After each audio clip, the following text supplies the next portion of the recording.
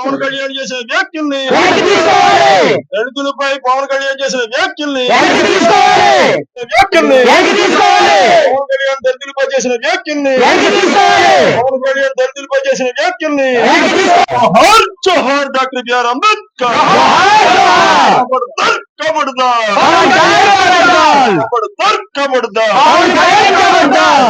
ఇటీవల కాలంలో పవన్ కళ్యాణ్ గారు పిఠాపురం పర్యటించినప్పుడు దళితుల మీద చేసిన వ్యాఖ్యల మీద ఈరోజు అత్యవసర సమావేశాన్ని ఏర్పాటు చేయడం జరిగింది. ఆ సమావేశం సందర్భంగా ఈరోజు ఈ సమావేశంలో చర్చించిన విషయాలు, మరి పవన్ కళ్యాణ్ గారు డిప్యూటీ సీఎం అయ్యుండి 10వ తేదీన సంక్రాంతి సంబరాల కార్యక్రమాలు ప్రభుత్వం తరఫున నిర్వహించడం జరిగింది పిఠాపురం పట్టణంలో.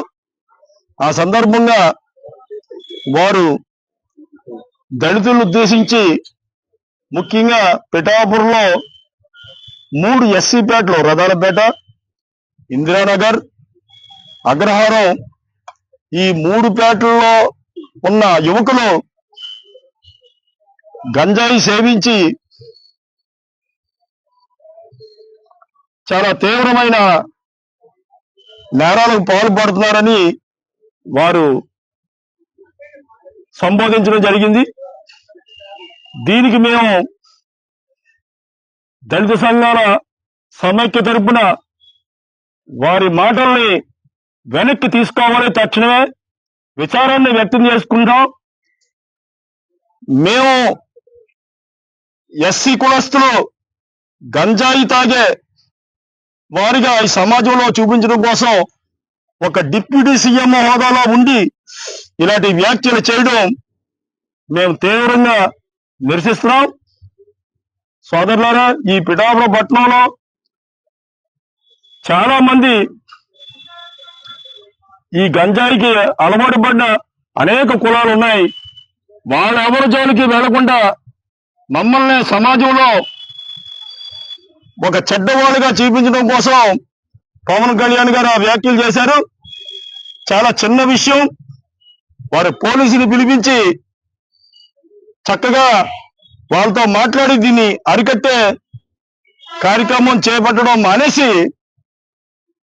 మా దళితుల మీద ఒక కుట్రలో భాగంగా ఈ వ్యాఖ్యలు చేశారనేది మేము అర్థం చేసుకున్నాం. పత్రికా మిత్రులందరికీ నా హృదయపూర్వకం జయభీములు. నేటి కార్యక్రమం మొన్న 10వ తారీఖున పవన్ కళ్యాణ్ చేసినటువంటి వ్యాఖ్యలకు వ్యతిరేకంగా ఈ రోజు పిఠాపురంలో అన్ని దళిత సంఘాల ఆధ్వర్యంలో ఈ రోజు భవిష్యత్తు ప్రణాళికని రూపొందించుకోవడం ఈ యొక్క కార్యక్రమాన్ని ఏర్పాటు చేయడం జరిగింది. పవన్ కళ్యాణ్ గారు ప్రత్యక్షంగా పిఠాపురం ఎస్సీ పేటను 3 పేటలను ఉద్దేశించి మాట్లాడడం జరిగింది. ఏ విధంగా మాట్లాడారు వాళ్ళు? రథాలపేట, ఇందిరానగర్, అంబేద్కర్ కాలనీలో, అంటే ఎస్సీ పేటలు అన్నమాట. ఈ 3 పేటలను, ఈ కాలనీలో గంజాయి వ్యాపారం చేస్తున్నారు, గంజాయి కూడా సేవిస్తున్నారు అనే ఉద్దేశించి ఈ యొక్క దళితులని, అంటే ఎస్సీలను కించపరిచే విధంగా మాట్లాడినందుకు మీ సమావేశం ఏర్పాటు చేయడం జరిగింది. ఆల్రెడీ దళితుల సత్తా ఏటో రాష్ట్ర ప్రభుత్వాలకు తెలుసు. దళితుల సత్తా ఏటో, దళిత ఉద్యమాలు ఏంటో మీరు భవిష్యత్తులో చూస్తారని సభాముఖంగా హెచ్చరిస్తూ మీరు చేసిన వ్యాఖ్యల్ని వెంటనే రేపు 24వ తారీఖున మీరు వస్తున్నారు.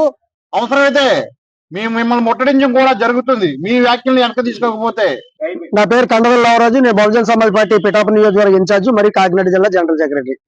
పవన్ కళ్యాణ్ గారు ఎక్కడెక్కడో పోటీ చేశారు, కానీ ఎక్కడే నెగ్గకుండా, ఏమీ నెగ్గకుండా పోయారు.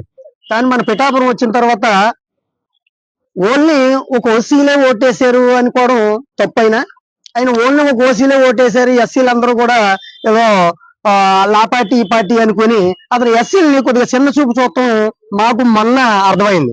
ఎందుకనంటే ఒక ఇంద్రనగర్లోని, అగ్రహారంలోని, రథాలపేటలోని గంజా వ్యాపారం చేస్తున్నారు అన్నారు. గంజా వ్యాపారం ఇక్కడికి ఎలాగొస్తుంది?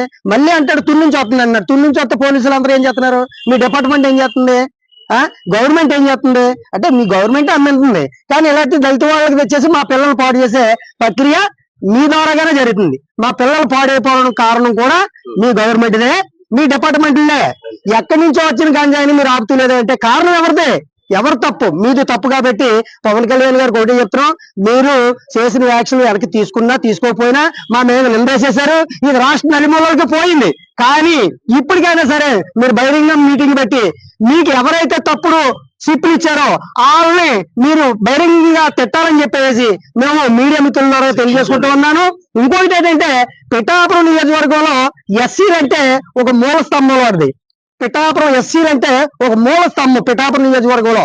కానీ చాలా మంది నాయకులు వచ్చారు, ఇక్కడి నుంచి వెళ్తున్నారు. అంటే మాకు ఇక్కడ ఏంటంటే మా దురదృష్టం ఏంటంటే మాకు ఇంటి మొగుడు తక్కువ, రంకుమోడికి ఎక్కువ ఉన్నారండి. ఇక్కడ మాకు ఇంటి మొగుడు లేరండి మా పిఠాపురం నియోజకవర్గంలో, రంకుమోళ్ళకి ఎక్కువ ఉన్నారండి. మేము ఈ రంకుమోళ్ళకే పనిచేస్తున్నాం. అందుకని కాబట్టి మీరు మాకు ఇంటి మొగుడుగా వచ్చారు కాబట్టి మా ఇల్లుని చక్కబెట్టవలసిన బాధ్యత మీకు నిజంగా ఓ డిప్యూటీ సీఎం గా, ఓ పిఠాపురం స్థానిక ఎమ్మెల్యే గారిగా మీకు ఉంది కాబట్టి మా కుటుంబాలు సరిదిద్దాలి కానీ మా పిల్లల్ని రోడ్డు మీద పెట్టే ప్రక్రియ మాటలో మీరు మాట్లాడకూడదని చెప్పేసి మీకు ఈ మీడియా మిత్రుల ద్వారా తెలియజేస్తున్నాను. జై భీమ్, జై భారత్.